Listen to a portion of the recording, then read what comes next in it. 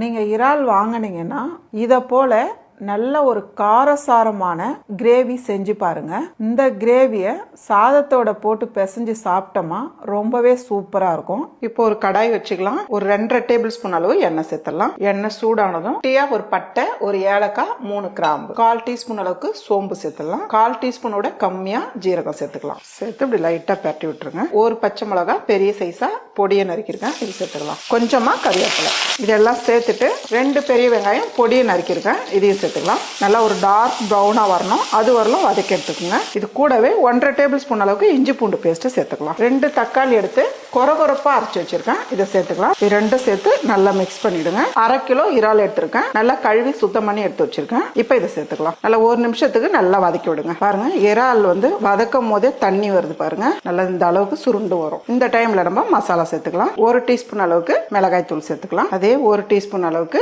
மல்லித்தூளும் சேர்த்துக்கலாம். ஒரு 1/4 டீஸ்பூன் அளவுக்கு மஞ்சள் தூள் சேர்த்துக்கலாம். 1/2 டீஸ்பூன் அளவுக்கு கரம் மசாலா சேர்த்துக்கலாம். 1 டீஸ்பூன் அளவுக்கு பெப்பர் சேர்த்துக்கலாம். கூடவே உப்பு தேவையான அளவு சேர்த்துக்குங்க. இந்த அளவுக்கு நல்லா மிக்ஸ் பண்ணிட்டு கூடவே ஒரு 3/4 கப் அளவுக்கு தண்ணி சேர்த்துக்கலாம். தண்ணி சேர்த்துட்டு அப்படியே கலந்து விட்டுருங்க. ஒரு மீடியமான தீயில ஒரு 8 நிமிஷம் விட்டா போதும். பாருங்க 8 நிமிஷம் விட்டுருக்கேன், பார்க்கலாம். பாருங்க இறால் கிரேவி நல்லா சூப்பரா வந்திருக்கு பாருங்க. நல்ல ஒரு டேஸ்டான ரொம்ப ஈஸியா இறால் கிரேவி ரெடி.